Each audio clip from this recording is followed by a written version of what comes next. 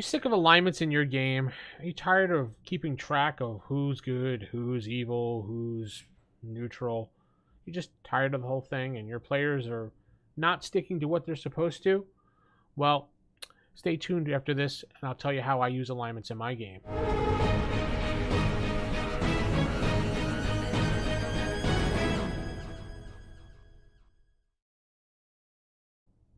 Hey YouTube, TheEvilDM here, and this week we're going to talk a little bit about alignments. What I use in my game compared to what the game actually uses. So the game, as we know, has a 9-point alignment system ranging from lawful good to chaotic evil. And generally players will read the descriptions in the book and they will pick an alignment based on the description and based on how they see their character. That's great. Sometimes characters change in life and they move and evolve into different things. Players get bored of certain things on their character and try to change it up a little bit to make it more interesting for themselves. Nothing against you as a DM, it just happens to a lot of characters. It happens. So in my campaign, I decided to drop alignments entirely through a 3-point alignment system.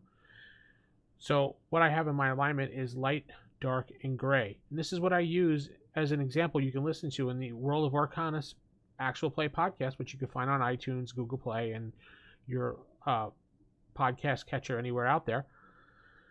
So before I go over them, does this shoehorn people?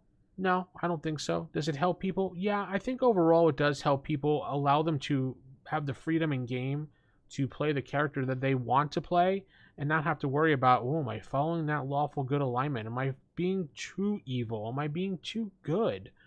Am I not playing neutral right? Things like that. So I have light, dark, and gray. Light, let me read that for you. Characters under the spectrum will follow the law to the best of their ability. They know they're being watched, so thus they always do the right thing. They will help fellow mankind out when needed, but this doesn't necessarily mean they will go out of their way to right the wrong all the time. Not all characters fall under this will be justice warriors, such as a paladin of lawful goodness, unless they desire to be that.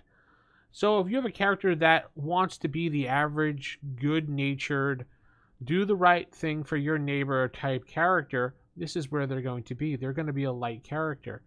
They're going to walk around trying to do the best that they can for everyone around them, as long as it doesn't necessarily harm them. Though they can be the ultimate justice warrior under this alignment and still not be penalized because they're not playing the wrong thing. Next comes dark.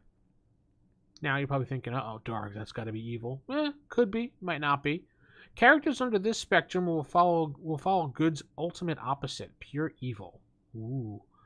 Which is demonic in nature, always trying to encourage the misery of others and taking pure joy at watching what they've accomplished in the aftermath. Their actions are purely based on a whim and diabolical indecision when possible.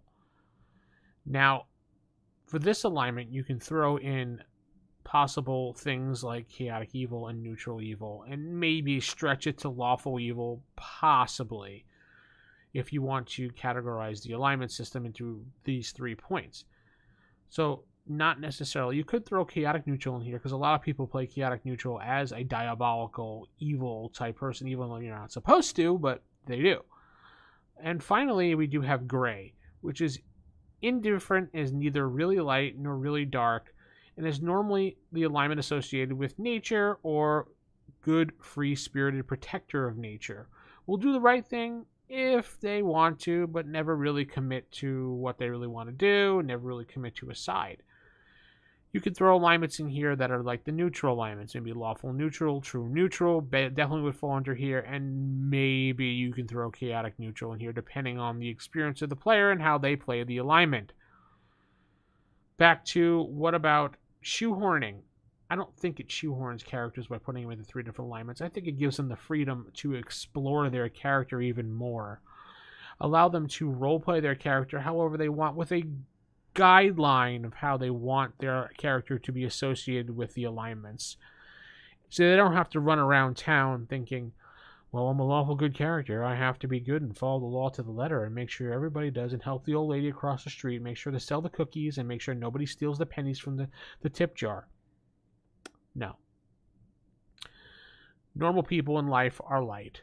They will go around doing what they best they can in their life, and that's what most characters will fall under, light. Sure, you'll have the dark character, you'll have the gray character. Generally, all characters fall in D&D should fall under the light spectrum.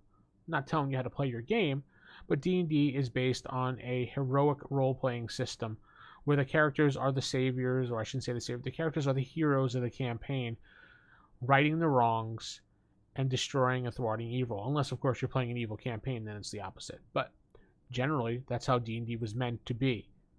Characters going out there, righting the wrong, and saving the world from the threats.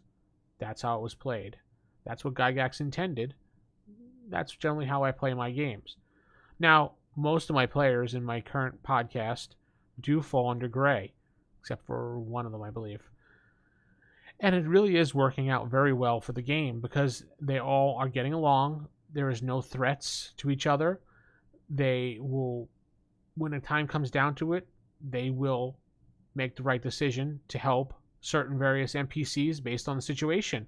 And I don't have to worry about that because if they were, say, playing an evil character or they're playing a dark character, I should say, instead of evil, I don't have to worry about them doing the right thing because they can if they fall into these three alignments. They can fluctuate enough. It gives them enough of a room to go back and forth between the three alignments and gives them enough to base their character on what they want and have a lot of fun playing the game.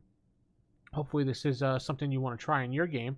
I would say try it for a couple sessions, see what happens, see what your players think. If they enjoy it, continue along with it. Really, alignment shouldn't be something that you worry too much about. It's just a guideline, the way they see the world. And I think this 3-point alignment system does break it down to the point that players will have a good time and not have to worry. And you as a DM will have to worry either. So with that said, hopefully you'll like this, comment, and subscribe if you haven't already. And I will see you next time, folks.